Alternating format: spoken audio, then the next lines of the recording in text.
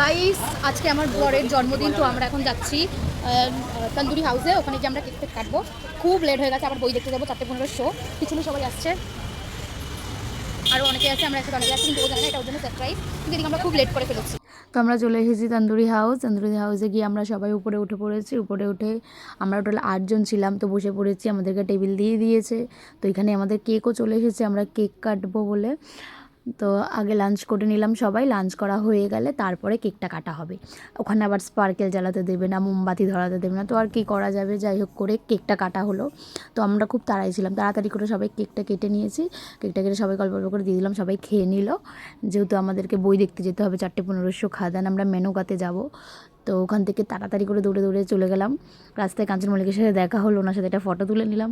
তো আর কি বই শুরু হয়ে গেল। আর বইটা সত্যি বলতে খুবই ভালো হয়েছে। অনেক দিন পর দেব এরকম একটা বই নিয়ে এসেছে। তো তোমরা সবাই যাও, গিয়ে হলে দেখে আসো। খুব